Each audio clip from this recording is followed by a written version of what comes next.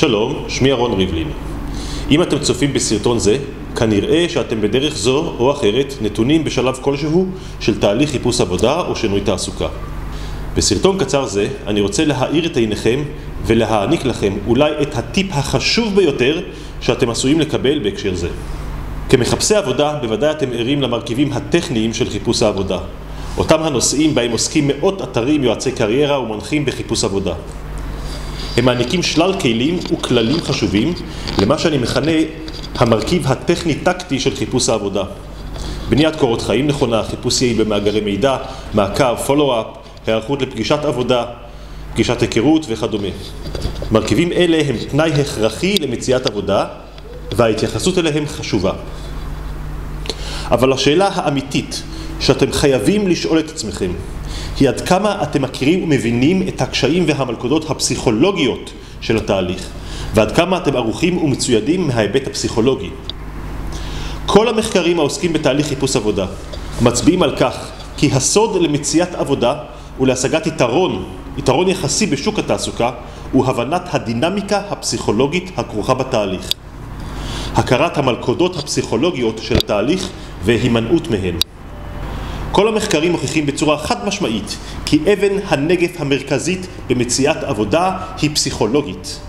הסיבה שבגינה לא מצליחים למצוא עבודה היא חוסר התייחסות והבנת המרכיב הפסיכולוגי של התהליך.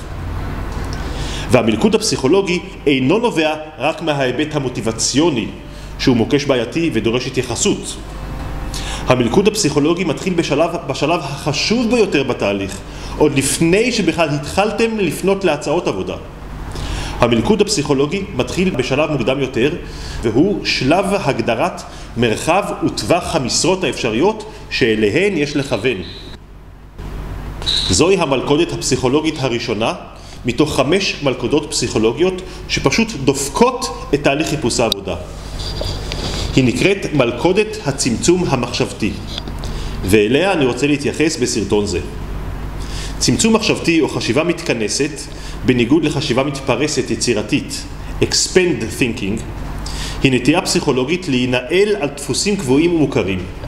נטייה זו מובילה לצמצום מגוון התגובות וההתנהגויות האפשריות בסיטואציה מסוימת, לצד צמצום ביכולת לדמיין או לשער תרחישים ואפשרויות עתידיות מנקודת זמן כלשהי ואילך. זו ההגדרה של הנטייה הפסיכולוגית. ובהקשר שלנו, צמצום מחשבתי מוביל לפספוס אדיר של טווח עצום של משרות, תפקידים ותחומי עיסוק שאדם עשוי להתאים להם, ליהנות מהעיסוק בהם ולהצליח בהם. מחקרים מוכיחים כי במיוחד בתקופה הראשונה לאחר מעבר מעבודה סדירה למצב של חוסר תעסוקה, unemployment condition, צמצום מחשבתי בהקשר לתפקידים ומשרות שאדם עשוי להתאים להן מתגבר. הוא מתגבר כתוצאה מהצורך לשמר את הדימוי העצמי באמצעות שמירה על הסטטוס המקצועי. נטייה זו מונעת ממחפש העבודה להרחיב את טווח המשרות הרלוונטי לגביו. אותו מחפש עבודה ננעל על תחום מאוד צר של משרות ואינו מסוגל לראות בצדדים. מתוך כך מפספס מחפש העבודה טווח ענק של משרות ותפקידים אפשריים שכלל אינו ער לקיומם, הוא אפילו לא מודע או מבין שהוא פספס. ואז מתמקד תהליך החיפוש בטווח מאוד מצומצם של משרות ותפקידים. מחפש העבודה משקיע מאמצים ומשאבים בחיפוש משרות ותפקידים בטווח מאוד צר, ועשוי תוך זמן קצר למצות את ההיצע בשוק, לחלות את משאבי המוטיבציה שלו ולהגיע למבוי סתום, וזאת ללא כל הצדקה. תהליך חיפוש עבודה בריא חייב להתחיל בניטרול הצמצום המחשבתי ומעבר ל-expand thinking. שינוי זה נדרש לצורך הגדרת טווח ומרחב המשרות האופטימלי אליהן יש לכוון. זהו תנאי בסיסי בהליך חיפוש עבודה בריא, אחרת נשרפים מאוד מהר. אם לא הייתם ערים למלכודת זו, ואם לא הגדרתם את טווח המשרות והתפקידים הרלוונטיים לכם מתוך המצב של חשיבה מתפרסת יצירתית, אז דעו שאתם מפספסים טווח ענק של משרות ותפקידים. חלק מאותם תפקידים אתם אולי מכירים, אבל מתוך אותו הצמצום המחשבתי הם נראים לכם לא רלוונטיים, מסיבות שונות, ואין זה בהכרח נכון. טווח נוסף של משרות ותפקידים כלל לא העליתם על דעתכם, וייתכן שכאשר יוצגו לכם הם לא ייפסלו. אבל הצמצום המחשבתי מנטרל את היכולת להבחין בהם.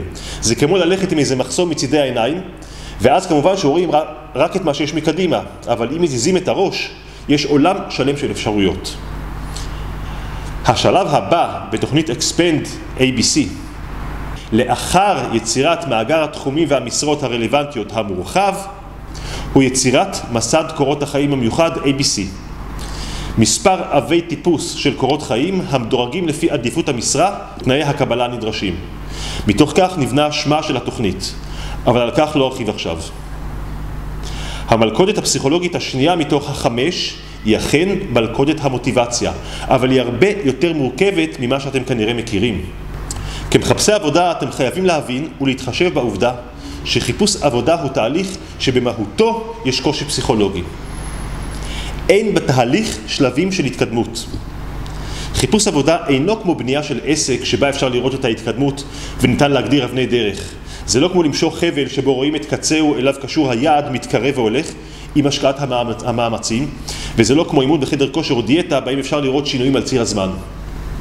תהליך חיפוש עבודה עד מציאת עבודה הוא תהליך שאין בו כל תחושת התקדמות, הישג, תמורה והצלחה. ההפך הוא, תהליך חיפוש עבודה במהותו הוא תהליך שכרוך בסדרה של כישלונות בלתי נמנעים עד השגת המטרה הסופית. ומי שאינו מבין את ההשלכות של תהליך מסוג זה על היכולת להתמיד בו, מי שאינו מבין שבמהותו התהליך כרוך בהמון תסכול ואכזבה, מי שאינו מודע לעצמו, ערוך לרגעי השפל ותחושת איבוד המוטיבציה ומצויד להתמודדות עם מצבים אלה, מועד לוויתור ולהרמת ידיים. תוכנית הובלה או ליווי של תהליך חיפוש עבודה חייבת לשלב בין ההיבט הפסיכולוגי וההיבט הטכני-טקטי בתהליך חיפוש העבודה. שילוב זה יוצר ניצול מקסימלי של המשאבים אותם אתם מקדישים לחיפוש, אחרת אתם עובדים בניוטרל ואתם עשויים להתייאש. אני ממליץ לכם להוריד את המדריך ABC Expand ולעבודה. במדריך המצורף יש דגש ברור על האספקטים הפסיכולוגיים של התהליך, כפי שאני מכנה 5 המלכודות הפסיכולוגיות של תהליך חיפוש העבודה. כמובן שלצד סל הכלים והכללים הפסיכולוגיים מקנה התוכנית גם את המיומנויות הטכניות והטקטיות הנדרשות. ותמיד זכרו, חיפוש עבודה הוא עבודה בפני עצמה, עבודה קשה, אבל אם פועלים נכון ובהתמדה משיגים תוצאות. בהצלחה.